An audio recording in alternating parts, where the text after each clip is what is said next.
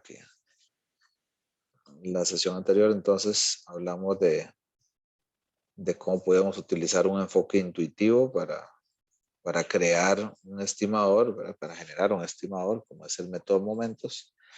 Y luego también cómo podemos utilizar un principio menos intuitivo, pero que por la forma en que generamos ese estimador, iba a arrojar un estimador que contara de una vez con las propiedades que queríamos. Y aprovechando entonces para hacer el enlace con lo que tenemos que hablar hoy, estos estimadores o lo que hemos estado hablando hasta el momento cuentan o deberían contar con las propiedades de insesgamiento, eficiencia y consistencia.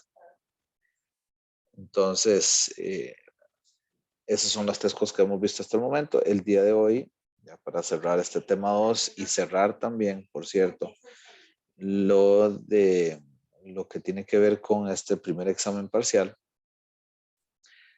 es la propiedad de suficiencia. Les decía que esa iba a quedar ahí un poco en el tintero hasta hoy. Y también algunos teoremas que yo le llamo un poco ahí informalmente como atajos, ¿verdad? De formas rápidas de mostrar algunas propiedades que nos pueden servir, por supuesto, para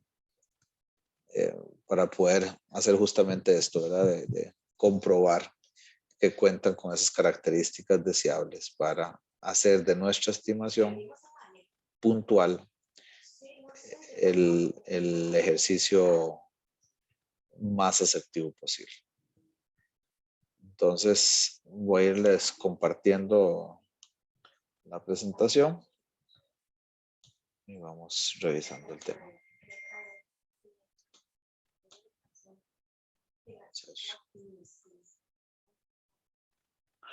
Bueno, entonces vamos a hablar de suficiencia y principalmente el teorema Rao-Blackwell, aunque también se van a mencionar algunos otros.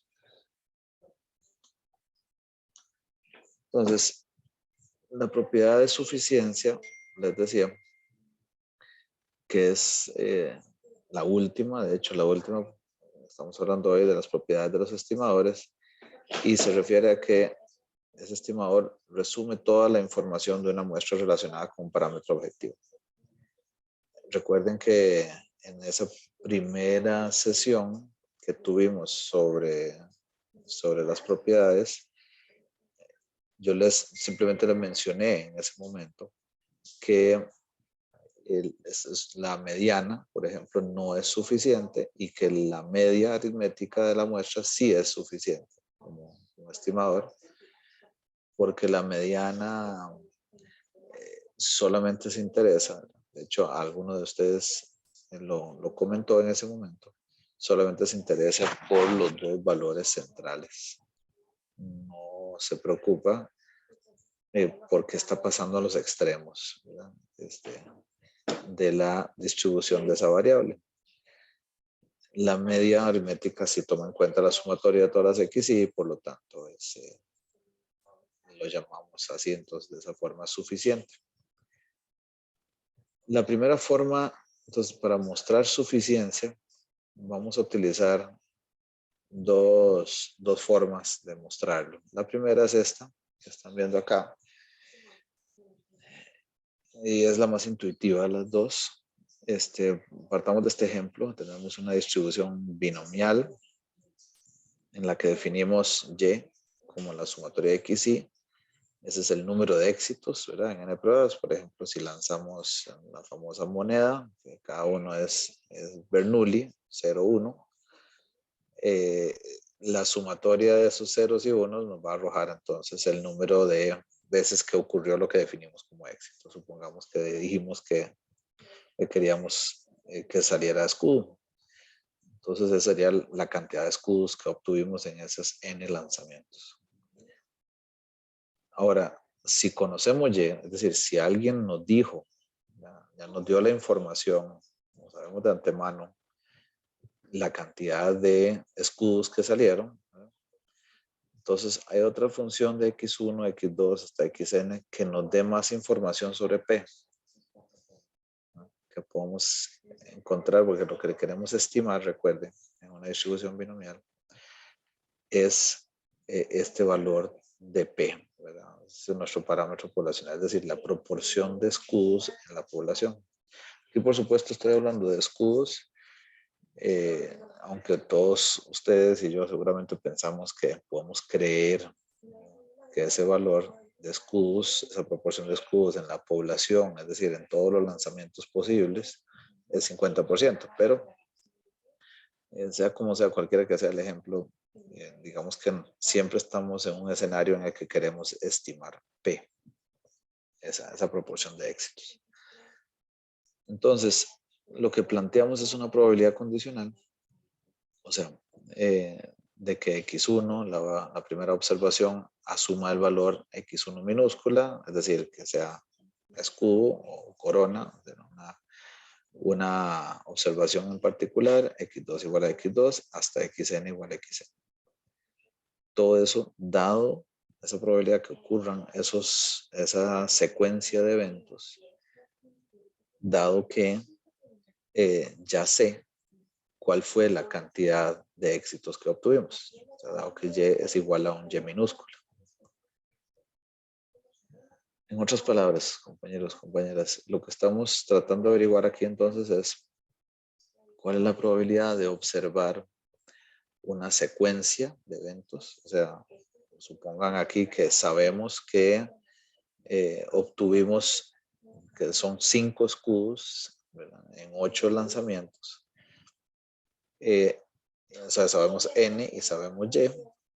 ¿Cuál es la probabilidad ahora de que hayan sido esos 5 escudos, hayan ocurrido en los primeros 5 lanzamientos, ¿verdad? O sea que X1 es igual a 1, X2 es igual a 2, hasta X5, perdón, X2 es igual a 1 también, hasta X5 igual a 1, y que de X6 hasta X8 sean ceros, ¿verdad? Eso es una de las posibilidades de obtener esos 5 escudos en 8 lanzamientos. No es la única. Entonces la pregunta es qué tan probable es que haya sido esa combinación de eventos en particular. Y eso es lo que está expresado ahí. Ustedes ven acá, que es básicamente la definición de una probabilidad condicional. Si recuerdan, ¿verdad?, los cursos que ustedes llevaron de probabilidad, nos decían que siempre la probabilidad condicional va a ser la probabilidad conjunta de las dos cosas, A dado B, la probabilidad de A y B entre la probabilidad que ahora es la base, el nuevo, pensémoslo así, el nuevo universo, ¿verdad? O sea, la probabilidad de Y igual a Y. Ahora,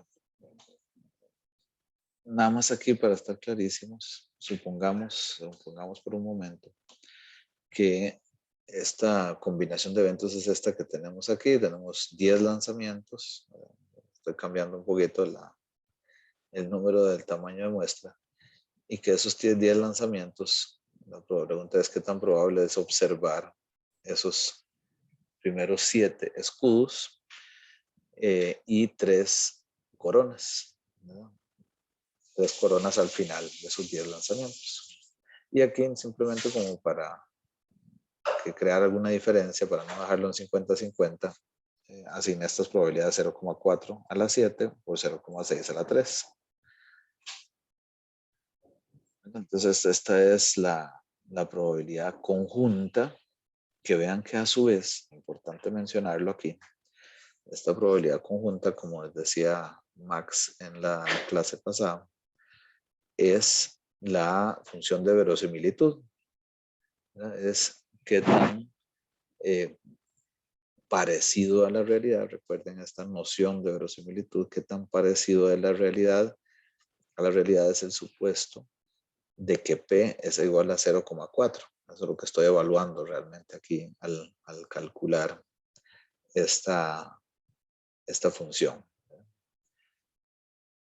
Entonces, si yo quisiera ahora evaluar esta probabilidad conjunta, dado que, ¿verdad? Es decir, esta probabilidad es sin saber yo cuál es la cantidad de éxitos. Si yo sé de antemano que la probabilidad de éxitos es y igual 7, entonces puedo calcular una probabilidad condicional, es decir, dividir esta probabilidad conjunta entre la probabilidad de obtener 7 escudos.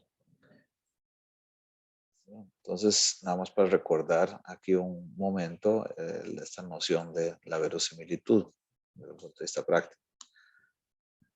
Entonces, para seguir en esa línea que veníamos hablando ahora de forma general, ven que eso que acabamos de escribir ahí en la diapositiva anterior, ese 0,4 a la 7 por 0,6 a la 3, es, en términos generales, esto que tenemos en el numerador de este cociente, ¿verdad? Es P a la Y por 1 menos P a la N menos Y. ¿Por qué tenemos esto que está colocado aquí en el denominador? Es decir, ¿por qué esto es la probabilidad de Y igual 7? ¿Alguien me podría comentar qué les parece? ¿Por qué no es lo mismo que tenemos en el numerador?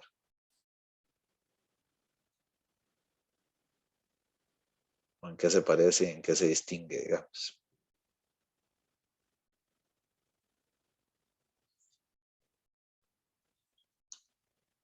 Yo diría que el orden, profe, que arriba importa el orden y abajo no. Exactamente, Caleb, así es. ¿Y ese orden se refleja en qué factor ahí? El de las combinaciones N y Y. Así es, exacto, perfecto, así es, Caleb. Entonces, aquí abajo se está considerando, entonces, ven que eso es como el teorema de Bayes, literalmente, ¿verdad? Se está considerando no solo que esta probabilidad conjunta es la misma que tenemos en el numerador, y la estamos multiplicando por las diferentes formas, como decía Caleb ahora, que podemos obtener 7 éxitos en 10 lanzamientos, ¿no? que serían las combinaciones de N en Y. Y ya que ustedes sospechaban que era así desde que veníamos aclarando en la primera diapositiva, que esto iba a ser, de esta probabilidad condicional que estamos buscando, va a ser inversamente proporcional al, a las posibles formas de obtener esos 7 éxitos en 10 lanzamientos. Y eso quiere decir, compañeros y compañeras, que la distribución, esa que andamos buscando, esa probabilidad, no depende de P. Ven que yo les preguntaría, esa probabilidad de observar esa secuencia de eventos, esos 7 primeros escudos y luego 3 coronas, dado que yo sé que son 7 escudos, esa información yo la tengo. Esa probabilidad depende en alguna medida de cuál es el valor de P que estoy evaluando. No necesito un input de P. Necesito hacer un supuesto sobre P. A diferencia de la verosimilitud como tal, porque la verosimilitud es una evaluación de qué tan realista es un supuesto de P. Aquí yo no necesito hacer eso, sino que de forma general yo puedo decir que siempre el mejor ¿cómo se llama? El mejor estadístico para estimar P es justamente este conocimiento de cuántos éxitos obtuvimos. Y igual a sumatoria de X, Y. Después de saber eso, no necesito saber nada más. No hay ningún otro estadístico que me dé más información sobre P. Entonces, esta es una primera forma, como les decía, un tanto intuitiva. Es decir, por eso decimos que es suficiente, ¿verdad? Porque es suficiente saber la cantidad de éxitos para poder estimar P. Entonces, esta es la primera forma, como les comentaba ahora, que es algo más intuitiva para entender esta característica o esta propiedad de suficiencia. La segunda forma de mostrarlo, de hecho vamos a llamarle este teorema, referimos a este teorema como el teorema de factorización. Se trata de lo siguiente, está relacionado con la primera, un tantito más abstracto. Pues vamos a partir de un estadístico U, denominado U, basado en la muestra aleatoria. O sea, ese estadístico es una función de la muestra Y1, Y2 hasta Yn, y solamente de la muestra. Entonces, es un estadístico suficiente de sigma, ¿no? Sigma aquí para referirnos de forma generalizada a un parámetro, si solo si la verosimilitud, esta L de sigma, recuerdan a qué nos referimos con este concepto de verosimilitud. L de sigma, es decir, la verosimilitud de observar esta secuencia de eventos, si es que es cierto este valor de sigma particular, se puede descomponer en dos funciones. O sea, U es suficiente de sigma si puedo descomponer esta función de verosimilitud en dos funciones separadas. Una es esta G de U y sigma, y la otra es una H de Y1, Y2 hasta Yn, es decir, es solo una función de las observaciones muestrales, no depende de ningún parámetro y tampoco depende del estadístico que estamos buscando, que estamos obteniendo. Entonces separo una función que solo tiene que ver con el estadístico U y con el parámetro o el vector de parámetros, y otra función H de Y1, Y2 hasta Yn que no tiene nada que ver con estas dos cosas, ni con el estadístico ni con el parámetro. Entonces, lo que estoy intentando hacer es por eso le llamamos teorema de factorización, es factorizar, dividir esa función en dos subfunciones, si quieren. Un ejemplo. Tenemos Y1, Y2 hasta Yn, una muestra aleatoria de una función de densidad de f de y, que tiene esta forma. Entonces, ustedes conocen esto, es exponencial. 1 entre sigma por e a la menos y entre sigma, donde y está siempre en los valores no negativos. Y evidentemente va a ser 1, 2 hasta n, las observaciones que tenemos en nuestra muestra.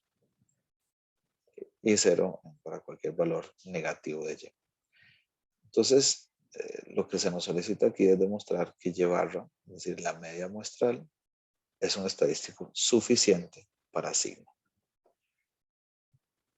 Okay, entonces, la verosimilitud, de nuevo, la verosimilitud de Y1, Y2 hasta Yn dado sigma es Fy1, Y2 hasta Yn dado sigma, es la función de probabilidad, función de densidad conjunta, y esa, dado que tenemos una muestra aleatoria, las observaciones son independientes entre sí, la puedo factorizar.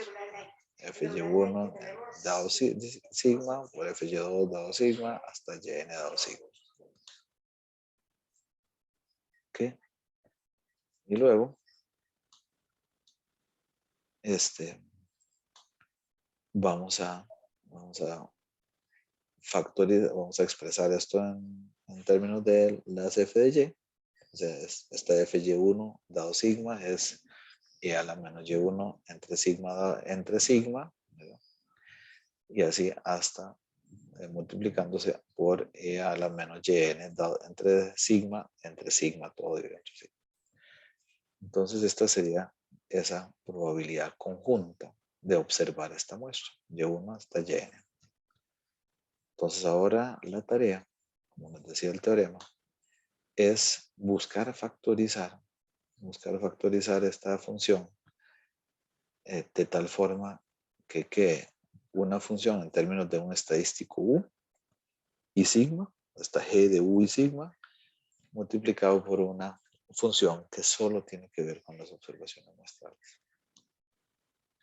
Bueno, entonces simplificamos igual esto, resumimos, esto sería e a la menos sumatoria y, recuerden aquí tendríamos lo que es variable, que son estas y, exponentes se suman, entonces tenemos menos sumatoria y entre sigma, y aquí multipliqué en el denominador n veces sigma, es decir, quedaría sigma a la n. Y aquí más bien les pregunto, ¿qué les parece que podría ser ese estadístico u?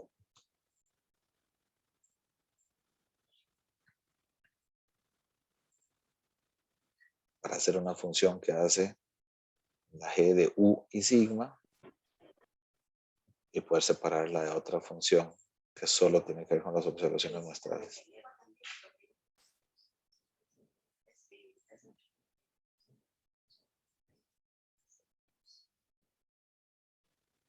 ¿Qué pensarían ustedes?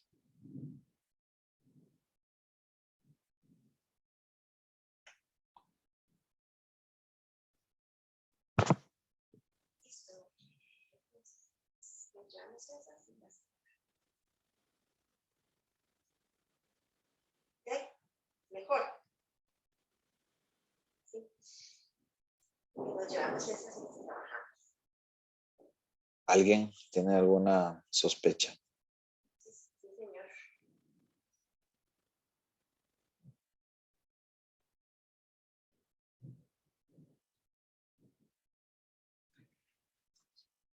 Vean que aquí lo que tenemos es una función que tiene que ver con el parámetro, nuestro parámetro sigma. Y aquí tenemos una función de las observaciones muestrales que es candidato, en este caso, ¿verdad?, para hacer nuestra u. Esta función sumatoria y. Usted podría decir, bueno, ¿y dónde queda entonces la h de y1 hasta yn?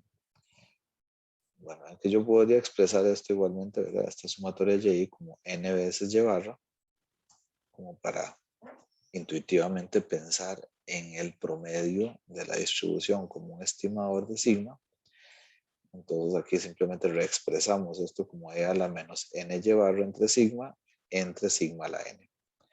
Entonces aquí esto es simplemente el proceso de reagrupar, ¿verdad?, para, o reexpresar más bien, para poder llegar a probar ese teorema, ¿verdad? Entonces aquí definimos g de y barra, o sea, ya dijimos que u es y barra, y sigma como e a la menos n y barra entre sigma a la n. Y vean qué sencillo esto que vamos a hacer acá, esa función que solo está, valga la redundancia, en función de las observaciones muestrales de 1 hasta yn, es 1. Entonces sería esto por 1, y por tanto podemos decir que y barra es un estadístico suficiente de sigma. Así de sencillo. Ahora, vean que prácticamente lo que hicimos, y por eso tenía sentido también ver esta propiedad después de hablar de los métodos para encontrar estimadores. Porque lo que estamos haciendo aquí implícitamente es encontrar un estimador, es encontrar la base para un estimador. Es decir, este estadístico suficiente que obtenemos a partir del teorema de factorización puede servir o debe servir de base para encontrar un estimador que cumpla con las otras propiedades. Lo que dijimos al puro inicio de esta sesión, ¿verdad?, con insesgamiento, con eficiencia y consistencia. Entonces uno podría mentalizarse a llegar a este punto, haber encontrado mi estimador suficiente y decir, bueno, a partir de acá, habiendo encontrado este y habiéndose producido de tal forma que cumple, ¿verdad?, por redundante decirlo, pero cumpliendo por definición la propiedad de suficiencia, ahora encontrando o demostrando que cumple con las otras propiedades, ya deberíamos estar con un estimador, ¿verdad? Que cumple con todo lo que estábamos pidiendo que cumpliera. Entonces, a eso viene, ¿no? A ese propósito viene, uno podría decir, pues ya, ahora me toca probar todas las otras 3 cosas. Qué bonito sería disponer de un atajo, ¿verdad? Una forma rápida de mostrar las otras propiedades. Entonces, a esto viene, a esa ocasión viene el teorema de Rao-Blackwell, que nos proporciona lo siguiente. Vamos a partir de un estadístico U, que ese es suficiente de cita, nuestro parámetro. Entonces, definimos un segundo estimador, o más bien un estimador para empezar, cita, porque no sabemos si es estadístico U, es un estimador. Es una función de las observaciones muestrales y por tanto es un estadístico. Pero lo que vamos a definir ahora es, ahora sí, un estimador cita techito asterisco. Algo que obtuvimos a partir de nuestro estadístico U y se define como el valor esperado de cita techito dado U. O sea, yo tengo una observación de las observaciones de los elementos de la muestra, es decir, generé un estadístico y dado que tengo ese estadístico, ahora puedo calcular un valor esperado de mi estimador cita techito. Entonces, para toda cita, se tiene que cumplir, ¿verdad? Vía este teorema de Rao-Blackwell, que el valor esperado de cita techito asterisco es cita. Y eso vean que con esa operación, ¿verdad? Con esa forma de proceder, estamos cumpliendo con la propiedad de insesgamiento. Estamos generando un estimador cita techito asterisco cuya esperanza es cita. Y varianza, y además que la varianza de cita techito asterisco, o sea, de este estimador que estamos obteniendo acá, es menor que la varianza de cita techito, o al menos un máximo tan grande, ¿verdad? Menor o igual a la varianza de cita techito. Es decir, que lo que estamos haciendo con el procedimiento que nos dice Rao-Blackwell, y ahora les voy a mostrar un ejemplo, es haciendo que nuestro estimador se vuelva, este cita techito asterisco, se vuelva más eficiente, ¿no? Porque estamos reduciendo la varianza. Eventualmente, llegando más bien a una varianza mínima, ¿verdad? Hemos estado buscando vía la propiedad de eficiencia de lo que hablamos sobre eso. Entonces tenemos un estimador insesgado de cita y que podemos mejorarlo, aplicando Rao-Blackwell, inclusive se podría hacer sucesivamente esa operación. Entonces, un ejemplo en ese sentido, ahora nosotros hicimos una transformación directamente en el ejemplo que les mostré para llegar a esta propiedad de suficiencia con la binomial, porque hicimos ny barra, ¿verdad? Directamente, pero en realidad el que salía solito, directo, voy a devolverme aquí un segundo, el que salía solito aquí es e a la menos sumatoria y, es decir, es el que directamente obtenemos como el estadístico U. Y ese U es suficiente. Profe, Sí, dime, Ida. disculpe, es que no termino de entender cómo sé yo o cómo identifico yo la función que lleva a raíz U. Bueno, ya, eso te voy a explicar ahí ahorita con esto que venía en esa filmina. Entonces, nada más para tener claro acá, hasta este paso donde llegamos aquí, ya mostramos o ya podríamos decir que sumatoria y es suficiente, ¿verdad? Porque aquí podemos factorizar esto y decir, esta función ya tiene U igual a sumatoria y y lo que tiene, y sigma, ¿verdad? O sea, esta es una función de sumatoria de y sigma. Nada más conozco estos elementos y ya puedo hablar de una función g de u y sigma. Y lo que decíamos en la otra filmina, esto era la h de y1 yn igual a 1.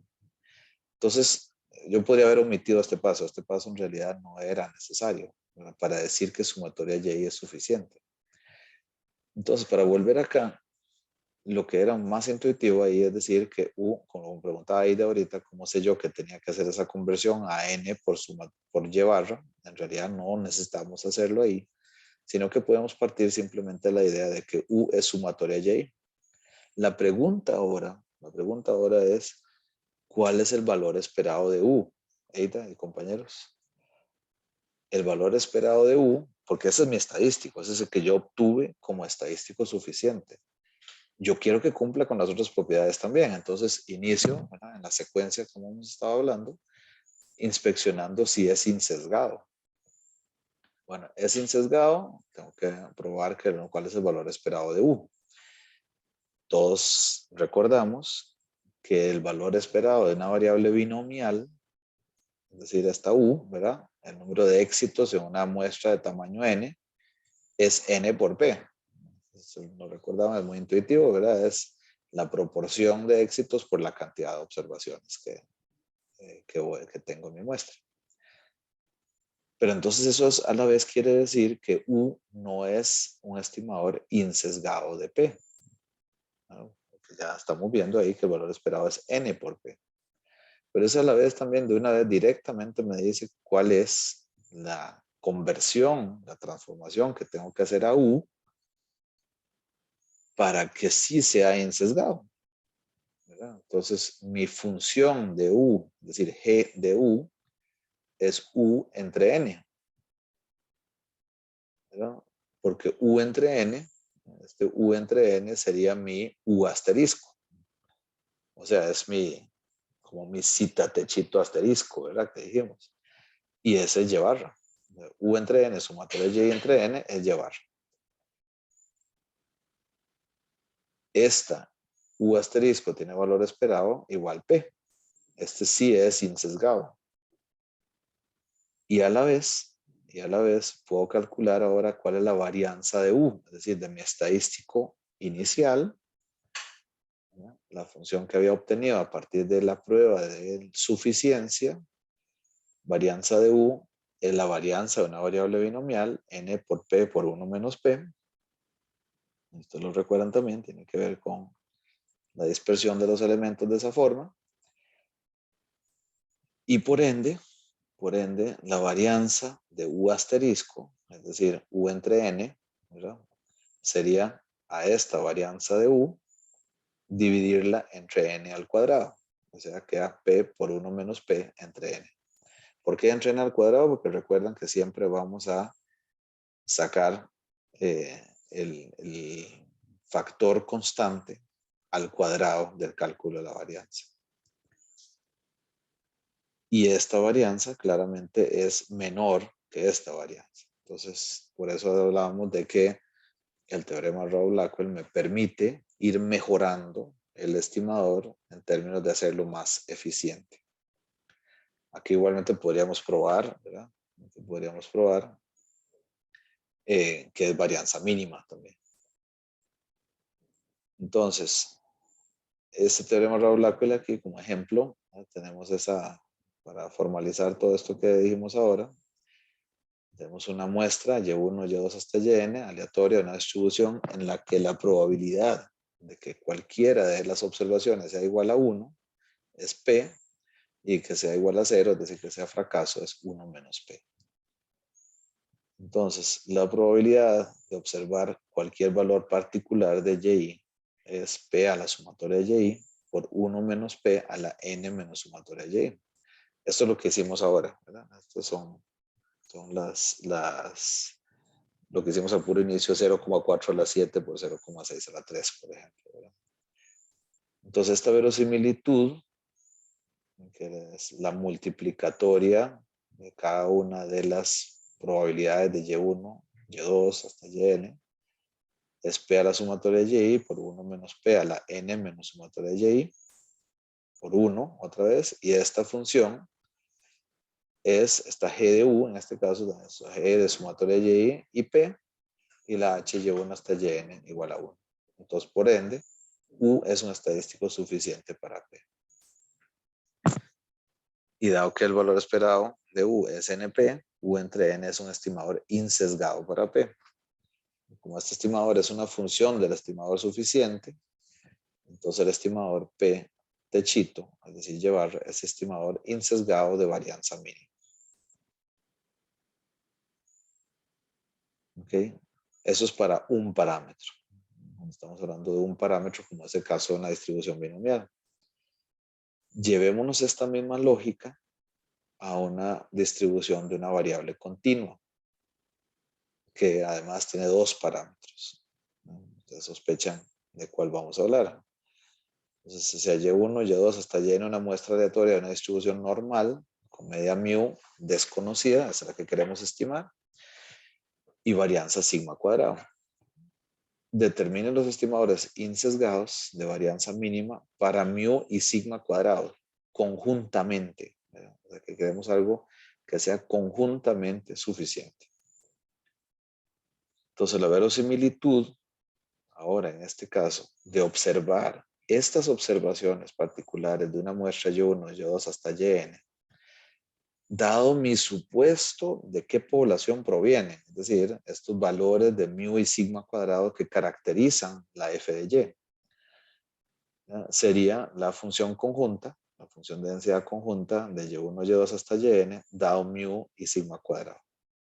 Eso por definición. Y eso, expresado ya en términos particulares de la distribución normal, ustedes recuerdan esta forma de la f de Y, sería 1 entre sigma por raíz de 2pi a la n. Este es el factor que tiene que ver con sigma, que va antes de la exponencial, por e a la menos 1 entre 2 sigma cuadrado. Y aquí, al haber multiplicado n veces cada una de las funciones de densidad marginales, se multiplica por la sumatoria de y menos mu al cuadrado. Entonces, esto es básicamente, en otras palabras, es multiplicar n funciones de densidad normales que tienen la misma media mu y varianza sigma cuadrado. Una muestra aleatoria de una misma f de y. Entonces, esto lo podemos reexpresar de esta forma, ¿verdad? Aquí queda igual el elemento que está antes de la exponencial, por e a la menos 1 entre 2 sigma cuadrado, por, y aquí estamos desarrollando el binomio, ¿no? Sumatoria de y al cuadrado, menos 2 mu por la sumatoria de y, más n mu al cuadrado. Entonces, aquí vean que tenemos un vector, ahora, ¿verdad? Porque estamos estimando dos parámetros. Un vector que tiene que ver con U, ¿no? O sea, ya U no es un estadístico, o sea, no es un valor estadístico único, sino un vector de dos estadísticos, que conjuntamente deben ser suficientes para estimar mu y sigma cuadrado. Entonces vean que ese U ahora, si ustedes se fijan aquí en esta función, aquí tenemos elementos que tienen que ver con sigma y con mu, que están por acá. N, ¿verdad? Como el tamaño de muestra, que también es conocido, es constante. Y luego tenemos dos funciones que tienen que de las observaciones muestrales. Una que son las observaciones muestrales elevadas al cuadrado y la sumatoria de las observaciones al cuadrado, y otra que es sumatoria de las observaciones lineales. Entonces, sabemos, o sea, por ver esta forma que obtuvimos acá, sabemos entonces que tenemos dos estadísticos, sumatoria y y sumatoria y al cuadrado, que conjuntamente son suficientes por momento nada más, de mu y sigma cuadrado, los dos parámetros que definen, que caracterizan nuestra distribución normal. Entonces, como esta propiedad de suficiencia implica que son las funciones de los estadísticos que mejor resumen la información son los que mejor resumen la información, son suficientes en ese sentido. Entonces son estadísticos también de varianza mínima para mu y sigma cuadrado, de varianza mínima. Sin embargo, ustedes sospecharán que sumatoria Y solito no es insesgado. Entonces, eso lo puedo probar de la misma forma como le mostré ahorita para el caso de la binomial. Es decir, la esperanza de la sumatoria Y es igual a n por mu. Y la esperanza de Y barra, ¿verdad? Aquí de una vez obtenemos que sumatoria Y entre n, entonces es insesgado de mu. Y a la vez que la esperanza de la sumatoria Y al cuadrado es n veces, ¿verdad? N veces, porque aquí estoy, cada una de las Y al cuadrado es varianza de Y más esperanza de Y al cuadrado. Entonces, lo que obtendríamos aquí es que ese cuadrado, ¿verdad? La sumatoria, ese cuadrado sería sumatoria de Y al cuadrado entre n menos Y barra al cuadrado. Ese cuadrado es un estimador insesgado de varianza mínima de sigma cuadrado. Aquí entonces yo utilizo la definición de la varianza para obtener ese estimador insesgado de varianza mínima de sigma cuadrado que se obtuvo vía este teorema de Rao-Blackwell. Les voy a comentar ahora sobre dos o tres puntos más en estos, digamos, atajos. Algunos en realidad no les voy a dar mucha relevancia, para ser muy franco acá, pero para ser completos en lo que toca mencionar como parte de la materia, les voy a comentar. Entonces, el primer concepto es completitud. Este es uno de esos que les decía que es un tanto más abstracto, que en realidad no lo utilizamos tanto. Y se refiere a que si tenemos una f de t dado cita, es decir, una familia de distribuciones para el estadístico t de x, o sea, una estadística es una función de las observaciones muestrales, una familia de distribuciones para ese estadístico. Esta familia es completa si el valor esperado de g dado t es igual a 0 para todos los valores de cita. Entonces, un ejemplo de esto es que sea t una variable binomial, np, ¿verdad? Con parámetros n y p, con p siempre entre 0 y 1. Entonces, sea g de t una función con el valor esperado, digamos, en función de p, de g de t igual a 0. Entonces, para que esto pase, el valor esperado de cualquier función, partiendo de una f de y, ¿verdad? Es siempre la función por la f de y, ¿verdad? Como cuando hacemos esperanza de x, es x por f de x. Entonces, aquí sería la sumatoria. Esto es una variable discreta, entonces es una sumatoria de t igual 0 hasta n, de g de t, por la f de t, ¿verdad? Y la f de t, siendo binomial, es en las combinaciones, como decía Caleb ahora, las combinaciones de n en t por p a la t por 1 menos p a la n menos t. Entonces, la pregunta ahora es cómo esto ya aplicando la sumatoria, lo que está aquí abajo, ¿verdad? 1 menos p a la n, ese sale o que no tiene nada que ver con t, cómo esto, que es variable, que llamamos como el núcleo variable, podría llegar a ser 0. Esa es la pregunta un poco. Entonces, dado que 1 menos p a la n nunca es 0, ¿verdad? Porque este valor p siempre va a ser menor que 1. Entonces, esto tendría que ser igual a 0, lo que está ya en el núcleo variable. Entonces, dado que las combinaciones de n en t por r, y r es como imaginémoslo como una razón de probabilidades, literalmente eso es acá, ¿verdad? Entonces me voy a volver acá, como se reexpresó esto. Esto es n menos p, está elevado a la n menos t, por cierto, ¿verdad? Entonces, lo que tiene que ver con n salió y nos queda a la menos t. Por eso es p entre 1 menos p a la t. Y esto que está, ese p entre 1 menos p es la razón de probabilidades. Es qué tanto más grande es p versus no p, ¿verdad? Lo que llaman también odds ratio, ¿verdad? En algunas técnicas ya más de modelación estadística. Entonces, ese componente, ¿verdad? Las combinaciones de n en t por r a la t, ese odds ratio a la t. Eso es una serie que no es cero para ningún valor de t. No podría ser cero. No podría ser cero nunca. Por lo tanto, la probabilidad de que g de t, es decir, esta función sea igual a 0, es igual a 1 para que esto sea 0. O sea, esto con toda probabilidad, literalmente, tiene que ser 0. G de t es 0. Por lo tanto, la probabilidad de que eso pase es igual a 1. Y por tanto, t es un estadístico completo. Esa es esa noción de completitud. Y el teorema Alemán-Chefé nos dice si un estadístico es insesgado, suficiente y completo, o sea, probamos con Raoult Blackwell el teorema de factorización, la suficiencia, todo lo que hemos estado hablando, ¿verdad? Y además ahora probamos que es completo para cita, entonces ese estimador es insesgado de varianza mínima de cita.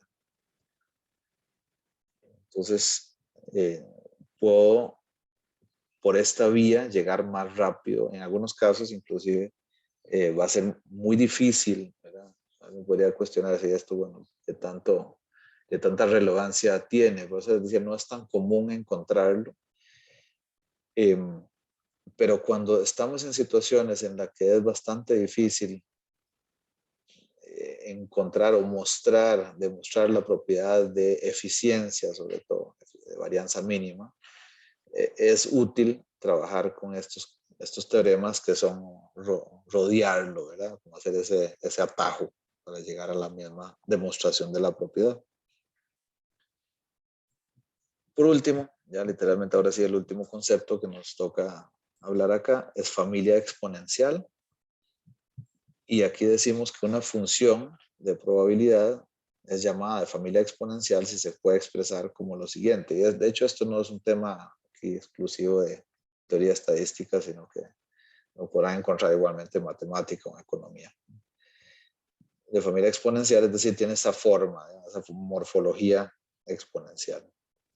Entonces, una función de densidad, esta f de x y cita, entonces recuerden que esa notación se refiere a que es función de lo que observo en la muestra y de vector de parámetros cita.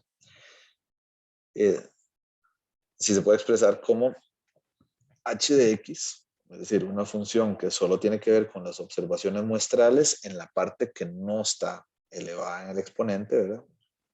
Multiplicado por un c de cita, es decir, una función que solo tiene que ver con los parámetros en la base de esa función, multiplicado por e a la menos, ¿verdad? Y aquí estamos elevando, perdón, sí, estamos elevando e a la sumatoria igual a 1 hasta k. K es la cantidad de parámetros que vamos a estimar, ¿verdad? De menos wi de cita por ti de x. Es decir, wi de cita hace las veces como lo que es c de cita, ¿verdad? Es una función que solo tiene que ver con el vector de parámetros cita. Y ti de x son solo observaciones, es una función solo de las observaciones muestrales. Entonces, de nuevo aquí también para mostrar que una f de x es de familia exponencial, solamente necesitamos factorizar la función en esos términos. Un ejemplo, tenemos un número entero y consideremos la familia binomial con parámetros np, o sea, p está entre 0 y 1 y x puede asumir valores desde 0 hasta n máximo. La f de x, ya sabemos, nos decía Caleb, ¿verdad? Las combinaciones de n en x por p a la x por 1 menos p a la n menos x. Y esto hacemos esa misma operacioncita que hicimos ahora para hablar de la completitud, ¿verdad? Entonces aquí dejamos, noten que aquí entonces ya de una vez estamos buscando agrupar de tal forma que nos sirva para mostrar que es de familia exponencial. Vean que aquí estamos obteniendo un elemento que solo tiene que ver con las observaciones muestrales, combinaciones de n en x, otro que solo tiene que ver, no tiene que ver con x, solo con el parámetro p, y aquí por el momento estamos dejando p, esa razón de probabilidades elevada a la x. Entonces ahora necesitamos hacer algo más para hacer esto e a la, ¿verdad? Entonces aquí queda todo igual antes de este e, y vean que esto que está acá es lo mismo que hacer e a la logaritmo de p entre 1 menos p a la x. Esto mantiene la misma identidad. Y por lo tanto, podemos factorizar ya. Entonces aquí tenemos lo que les decía, la h de x son las combinaciones, c de p es 1 menos p a la n, y ahora que ya logramos hacer este e a la menos logaritmo, ¿verdad? Entonces nos quedaría logaritmo de p entre 1 menos p, y la t1 de x es solo un parámetro que estamos estimando, p, la t es x, ¿verdad? O sea, al final ahí también vamos a obtener que es sumatoria x y s es estadístico que nos sirve, ¿verdad? Pero entonces, lo que podemos concluir, esta es la parte aquí, digamos, importante de este tema familia exponencial, es que si la densidad con la que estamos trabajando podemos demostrar por esta vía que les explicaba ahorita, que es de familia exponencial, entonces lo que podemos concluir es que va a haber un estadístico TDP, ¿verdad? Que va a ser suficiente para P. Eso es lo que podemos concluir, es decir, vía familia exponencial podemos hacer un primer chequeo rápido de que va a existir un estadístico suficiente, y habiendo un estadístico suficiente, podría aplicar Rao-Blackwell para mostrar las otras propiedades de que finalmente termine siendo un EIVM, es decir, un estadístico insesgado de varianza mínima. Dice, estimado don Albert, que si se llama tita, bueno, así en inglés, ¿cuál? Porque yo estaba hablando de cita, decir vos, Albert, pero no.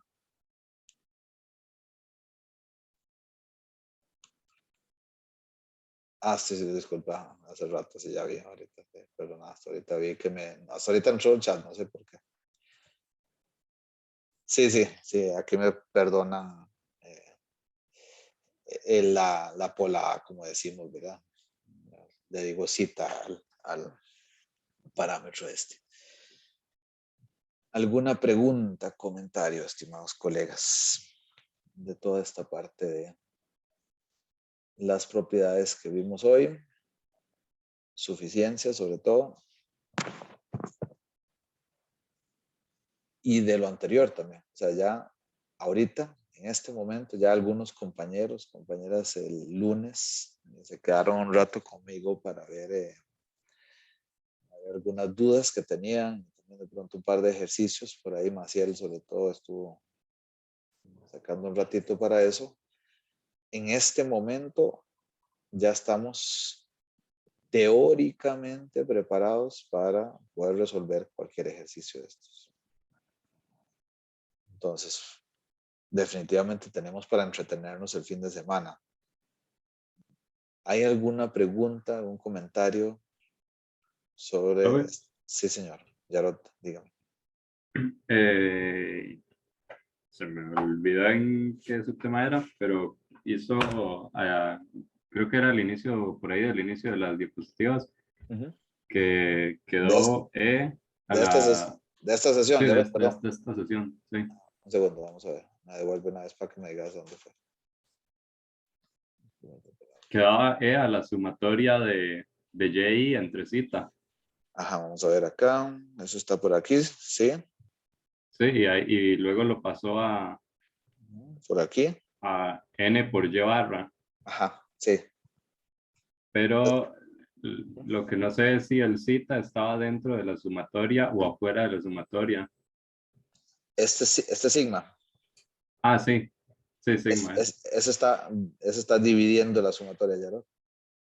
Ves que, digamos, la forma de la función, me vuelvo aquí, como está especificada, es e a la menos, perdón, e a la menos es menos y entre sigma. Entonces, donde vos multiplicas esto n veces, queda e a la menos sumatoria de y dividido entre sigma.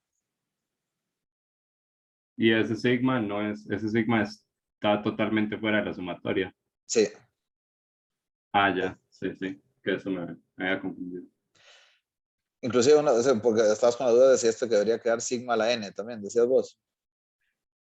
Cuando se multiplicaban Eh, todos, o cuál era tu duda sí, ahí. no, era digamos, si estaba dentro de la sumatoria, yo creí que había que primero En, sacarlo en como re- 1 entre n ese sigma. Simplifiquemos esto un poco a un ejemplo, si quede muy, muy sencillo, ¿verdad? Si yo tuviera e a la menos un medio y lo multiplico por e a la menos un medio, ¿y qué quedaría como resultado? A la menos un cuarto. Ah, no, a la, Se suman, ¿verdad? Los ah, sí, se exponentes. suman, sí, Porque queda la e a la menos uno, sí. o sea, menos 2 entre 2. Ve que puede estar adentro o afuera de la sumatoria, en realidad no es indiferente por la propiedad de cómo resultan la multiplicación de exponentes, ¿verdad? ¿Estás de acuerdo? Sí, creo que sí, sí. O sea, vos decís, el 2 está afuera, sí, podría ser, dejo el 2 como así, literalmente afuera, o sea, es en e a la menos un medio y hago menos 1, quedaría menos 2, ¿verdad? Lo multiplico por un medio que lo dejé afuera como constante y queda el mismo resultado que sumar un medio y un medio. Ajá, sí. Sí. Ok. ¿Alguna otra pregunta por el momento, estimados colegas? Profe, ahí en la siguiente filmina, Sí, voy aquí. Sí, más ahí. Esta. en la, Ujú. espera a ver, perdón, es en la 10. En esta, ajá, de los apuntes. Ahí, Ujú. ajá, ahí porque la esperanza de U porque U es una binomial. Sí, Y, ves que Sumatoria, no sé, ajá. ajá, es que esa no viene de una exponencial. Sí, perdón, aquí me está devolviendo, aquí está partiendo de un ejemplo de binomial, disculpa el enredo que dice aquí, digamos, aquí ya como que de aquí partimos de la idea de lo que ya probamos de la exponencial, ya eso quedaba ahí, sino aquí decimos que U, siendo sumatoria de Y, para un ejemplo de una binomial, eso no lo expliqué bien, gracias, Maciel, por la pregunta, siendo cada una de las observaciones Bernoulli, la sumatoria de Y es la cantidad de éxitos es binomial. Y por eso es cierto todo esto que dice acá. Es en ese contexto. Ok, gracias, profe. No, gracias a vos por la aclaración. Súper bien. Ah, profe, Sí. se me había olvidado, bueno, no sé, supongo que ahorita está bien. ¿Se acuerda que tenía que explicar lo del Y mayúscula sub n entre paréntesis? Ah, sí. Sí, gracias. Gracias, Maciel. Vos decís para a la hora de hacer ejercicio, sí. Ajá. Sí, en las consultas que me decía Maciel ahí, y de nuevo gracias por traer el tema, que me decía Maciel sobre los ejercicios recomendados para este primer examen parcial del Mendenhall. Me hacía la consulta que en algunos ejercicios se menciona o se trabaja con una notación, ¿verdad? Aparecen ahí un y con un subíndice en paréntesis. Algunos dicen y sub 1 en paréntesis o y sub n en paréntesis. Esa notación, el Mendenhall no es muy generoso en eso, ¿verdad? El Mendenhall está redactado y construido de tal forma, o sea, está asumiendo que leímos todos los capítulos de cabo a rabo anteriores, ¿verdad? Entonces no explica nada que ya haya explicado antes. Entonces, aquí hay es tomar en cuenta, compañeros y compañeras, que estos subíndices se refieren a, en el caso de y sub 1, en paréntesis, al mínimo, y a Y sub n al máximo. Es decir, cuando nos preguntan, por ejemplo, cuál es el valor esperado de ese Y sub 1, en paréntesis, eso se refiere a un valor esperado de ese mínimo de una distribución. Y Y sub n en paréntesis al máximo de la distribución. Entonces, no podemos calcular el valor esperado de Y sub 1 como Y por F de Y. ¿Por qué? Porque el valor esperado de ese Y sub 1 es de una densidad diferente a las Y originales. ¿Okay? Esa función de densidad diferente se obtiene de la F de Y, mas no es la F de Y.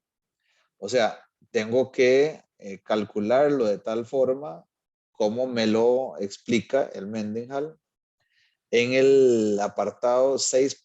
Maciel, si me ayudas ahí, si es tan amable, ¿cuál era? 6.5 era.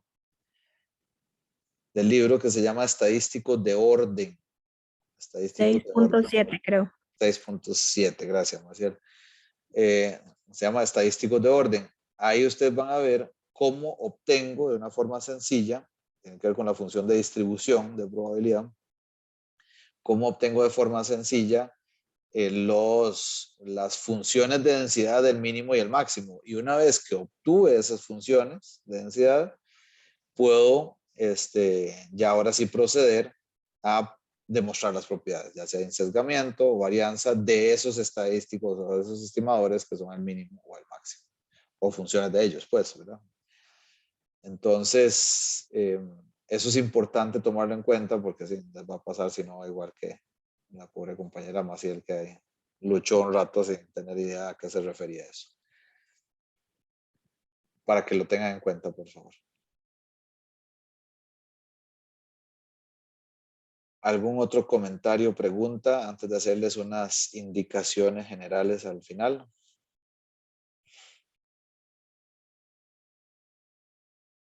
Bueno. Compañeros, importante decirles que el lunes, entonces, si Dios lo permite, el lunes en la sesión regular que tenemos, lo que propongo hacer es resolver un examen de práctica juntos. Y cuando digo juntos, ojalá así lo vamos haciendo juntos, aquí, ustedes y yo. Como para habituarnos, les voy a colocar un examen ya de entrada, les voy a colocar uno en mediación virtual de práctica para que lo puedan resolver y intentemos resolver otro juntos el lunes. De tal forma que tengan el fin de semana, si no es que ya lo hicieron, tengan el fin de semana para hacer los últimos ejercicios del Mendenhall que les falten y el Garro, y también ese examen de práctica que les voy a colocar, además de que el lunes hagamos juntos ese examen de práctica para prepararnos para el día jueves. Obviamente también el lunes, a partir de la hora que terminemos la clase, supongamos que entre 2:30 y 2:40, quedaremos en consulta hasta las 5, todo lo que ustedes necesiten y quieran y gusten. Y el jueves ya sería el examen. Ahora, el examen parcial, de nuevo aquí no me canso de repetirlo, es presencial. Les voy a mandar las indicaciones formalmente por correo mañana, pero es muy probable, es nada más hay que terminar de confirmar un último detalle, va a ser en el edificio de aulas, ahí en la sede de Rodrigo Facio. Y les confirmo el número de aula por correo electrónico y la hora finalmente. El problema que estamos teniendo en este momento es que la reserva la dice inicialmente en el horario del curso, es decir, pidiendo inclusive un poco de tiempo extra, ¿verdad? De por lo menos 3:30, 3:40. El problema es que, si no recuerdo mal, algunos de ustedes me decían que tienen clases a las 3. Entonces, lo que estoy pidiendo, eso que falta por confirmar, es que podamos arrancar más bien a las 12, sea que nos den un permiso más informal de poder recoger las llaves y abrir el aula y empezar a las 12. El examen. Entonces, eso es lo último que queda por confirmar. Pero por favor, ténganlo muy en cuenta. No me hagan lo que me pasa en las otras universidades. No sé por qué cuesta tanto cuando es esta modalidad híbrida, que la gente de pronto se queda con la idea de que el examen también es virtual, que es en mediación virtual, y ya cuando faltan 10 minutos, algún compañero gentilmente le avisa a todo el mundo que aquí estamos ya, ¿verdad? Frente al aula, y ahí se da la crisis total de las personas que se quedaron ahí botados, ¿verdad? En el mensaje y mandan correos de que están en quién sabe qué lugar y que no van a llegar a tiempo y demás. No se vale, compañeros y compañeras. El examen es presencial el próximo jueves 5 de mayo. ¿Alguna duda? Sí, aquí dice que tiene otro examen a las 3. Con más razón necesitamos sí o sí ver que nos den permiso para empezar antes. Bueno, en todo caso, prometo no ponerme demasiado creativo con este examen y hacer lo posible para que sea bien realizable, inclusive en cuestión de 2 horas. Pero bueno, igual siempre es Porfa, profe, lo más porque sano. mucho nervio volver a hacer examen presencial después de 2 años. Correcto, yo sé, para mí también. Un poco de nervio, pero al mismo tiempo me da mucho gusto, por lo menos poder verlos ahí, y conocerlos literalmente. Aunque sean esas circunstancias, estimados colegas. ¿Alguna otra pregunta? Duda logística sobre estos temas. Por favor, háganme ustedes también el favor. Yo sé que es un tanto ingrato que aquí los 13 compañeros y compañeras que están conectados, además pedirles el favor que me ayuden a comunicar, a volver a decirle a todos los compañeros, ojo, el jueves 5 de mayo en el edificio de aulas, ¿verdad? Ojalá a las 12. Si no hay forma, pues será a la 1, ¿verdad? Pero eso les termino de confirmar por correo.